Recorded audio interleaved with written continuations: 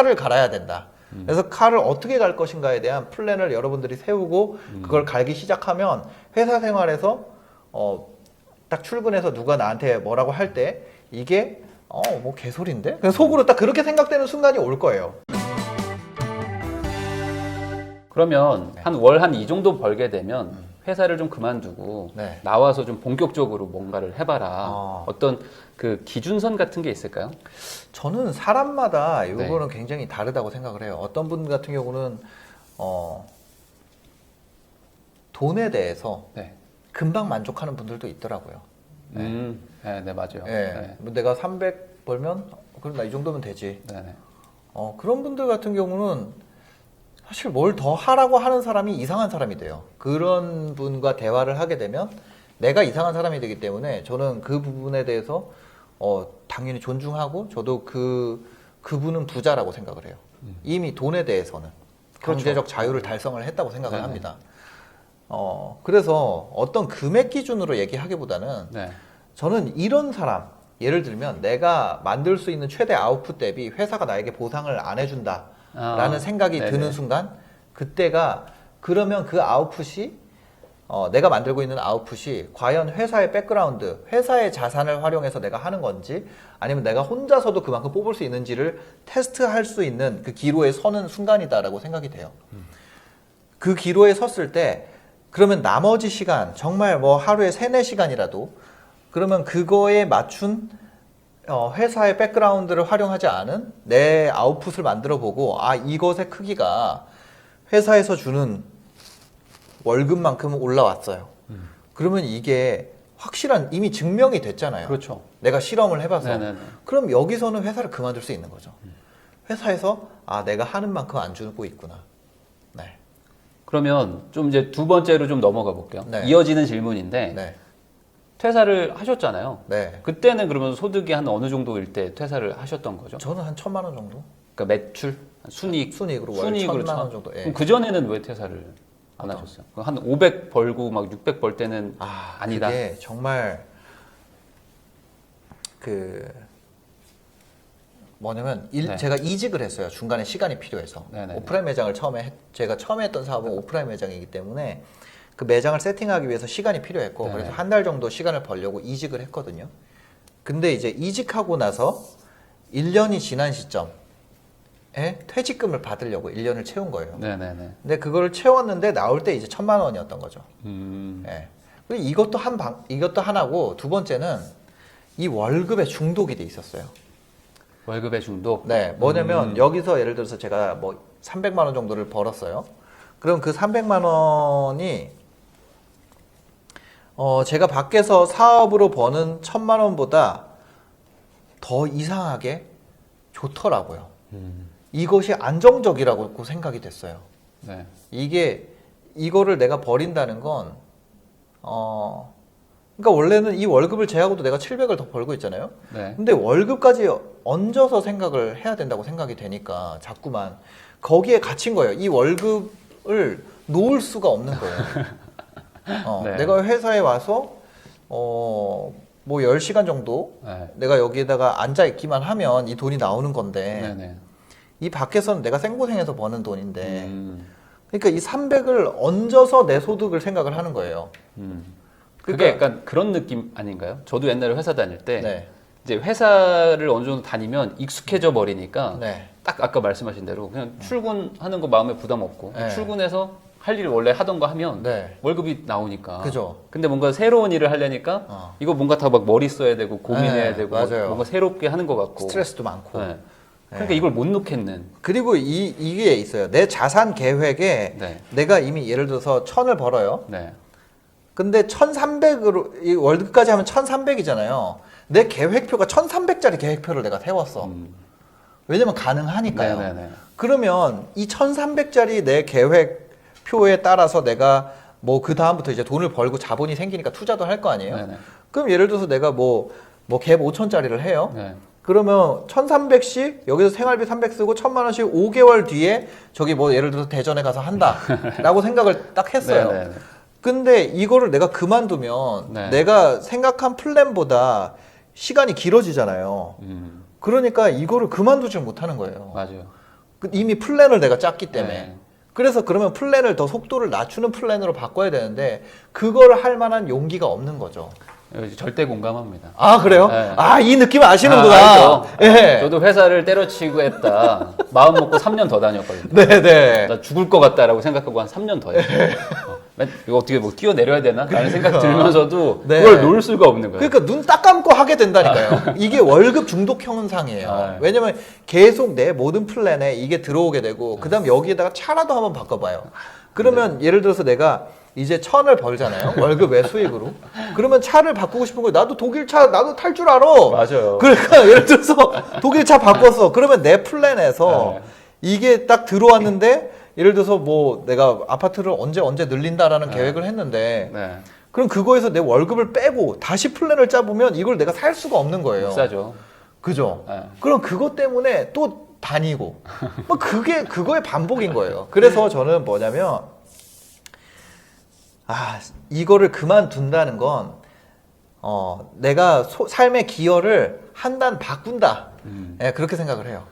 이 페이스대로 가려면 회사를 그만둘 수가 없어요. 네, 맞아요. 예.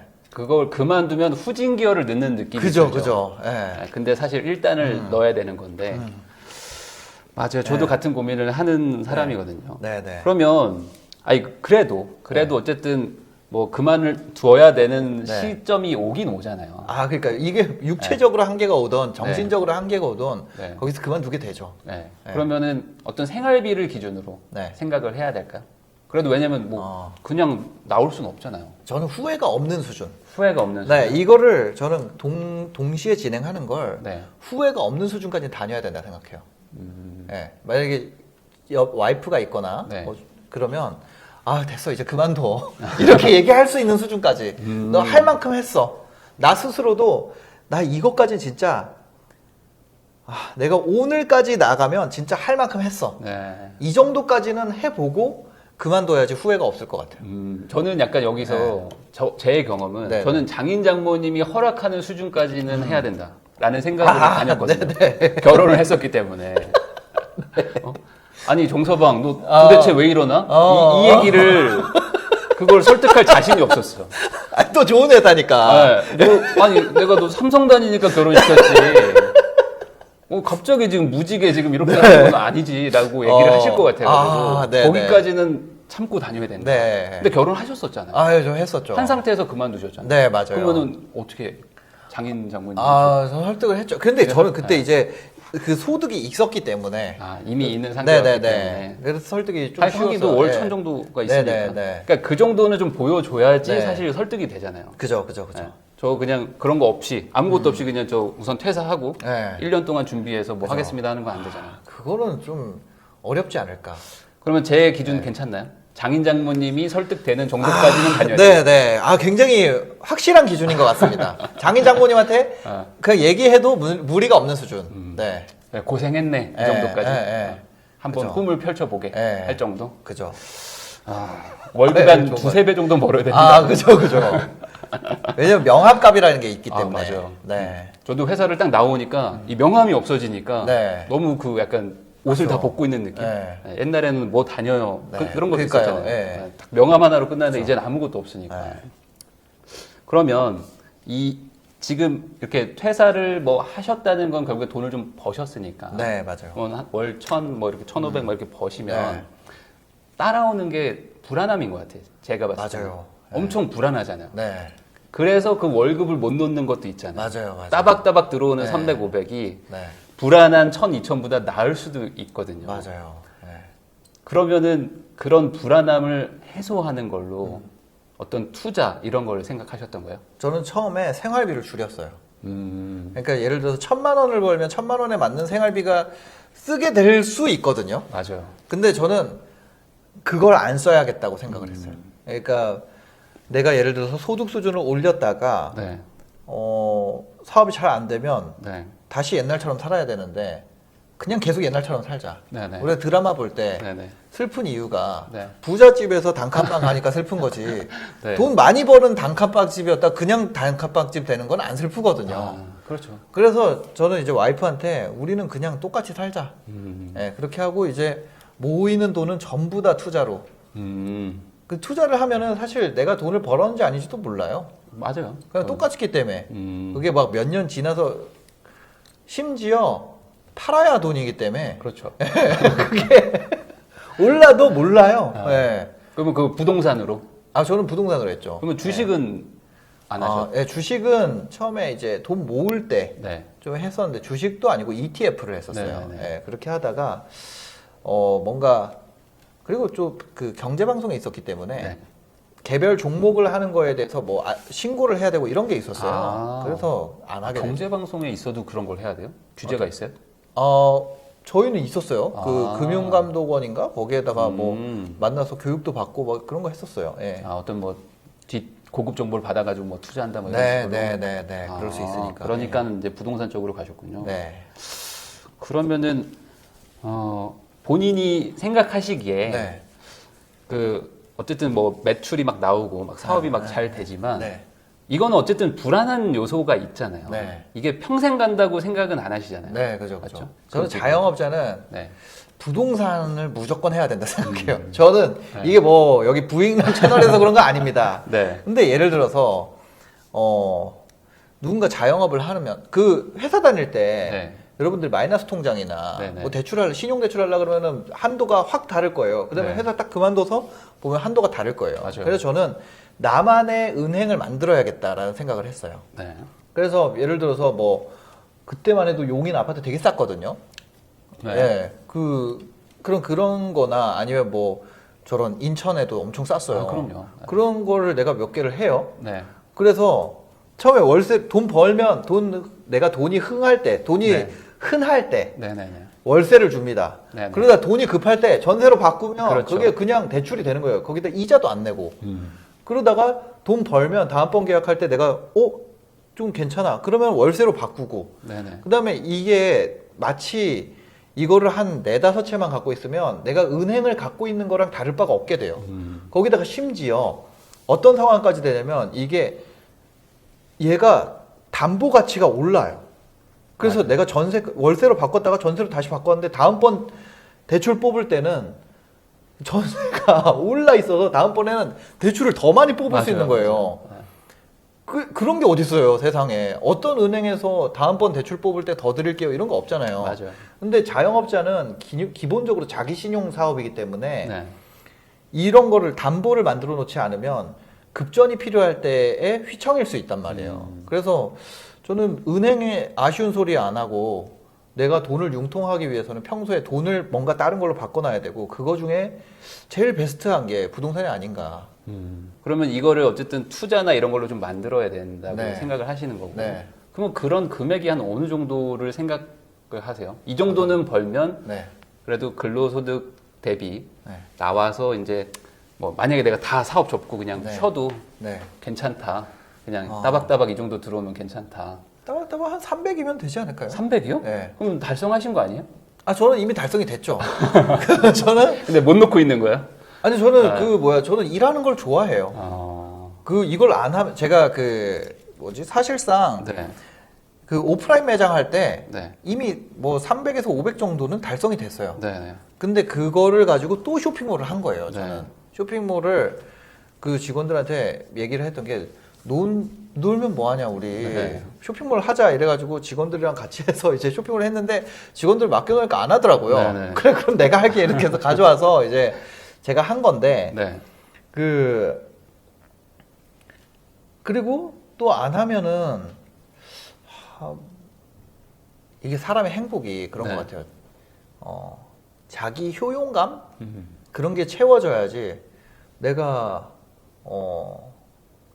제가 그때 느꼈던 좀 불안감이나 이런 거는 사업에 대한 것도 있었지만 제가 경제방송에 있었잖아요. 네. 근데 저희 동기나 선배나 후배들이 막 JTBC로 이직하거나 MBC 가거나 막 거기서 TV에 나오고 이런 걸 보는 게 되게 마음 아프더라고요. 그래서 그냥 TV를 없앴어요, 집에.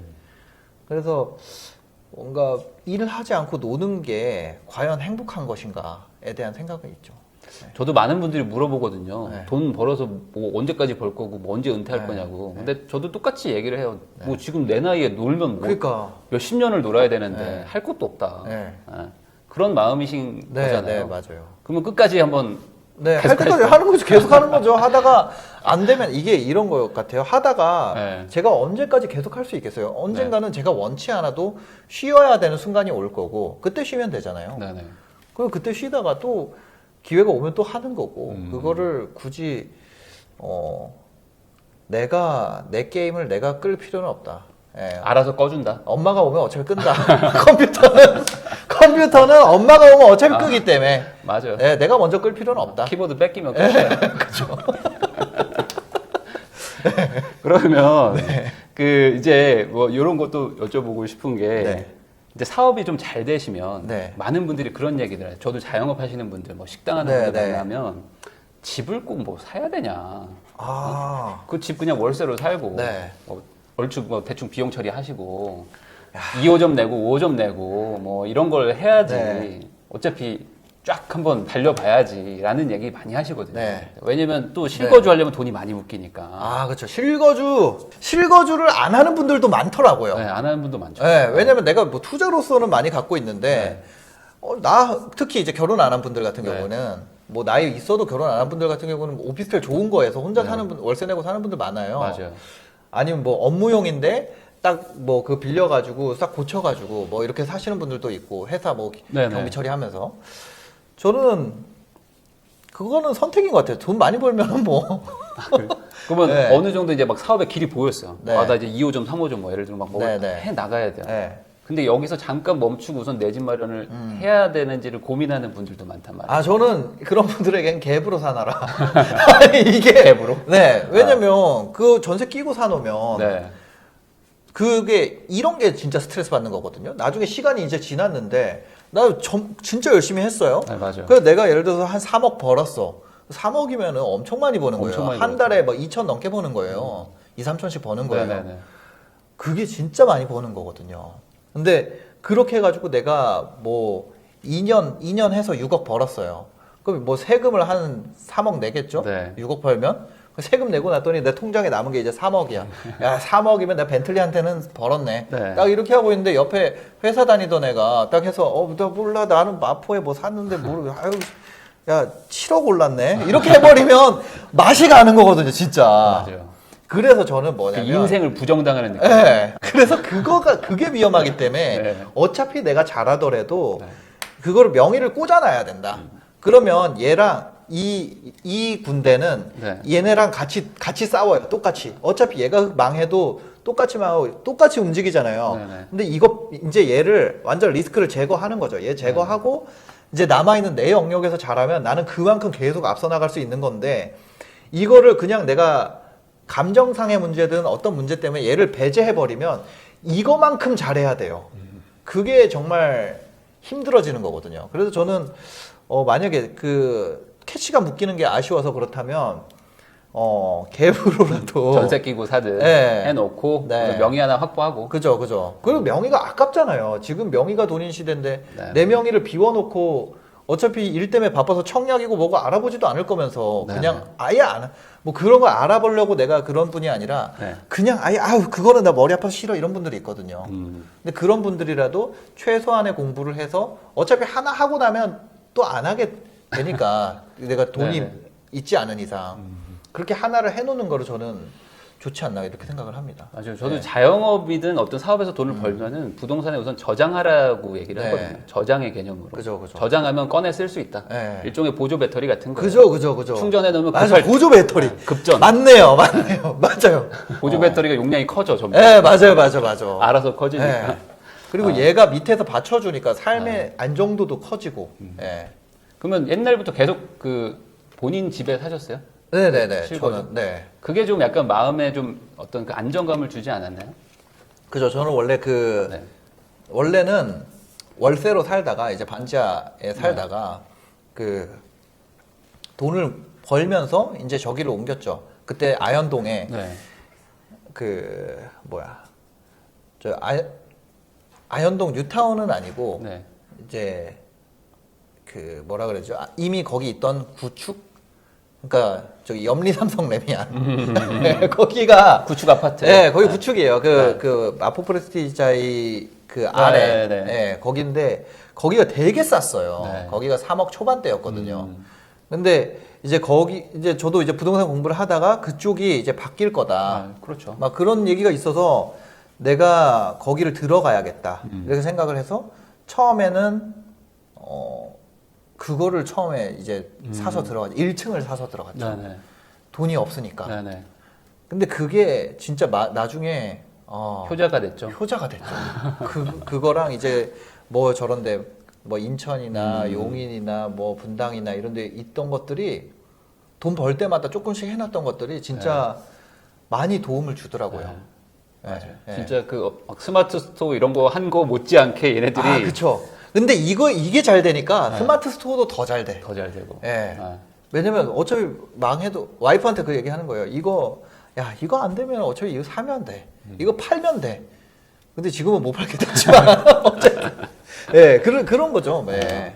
그러면 아내분 얘기 잠깐 나왔으니까 네네. 아내분들이 되게 그 뭐랄까 걱정하는 분들이 많아요. 투자든 어떤 뭐 사업이든. 사업이든 어쨌든 어. 우리는 고생길을 갈 건데 네, 네. 어떻게 설득을 했는가? 왜냐면 이 설득도 어렵다는 분들도 좀 있거든요.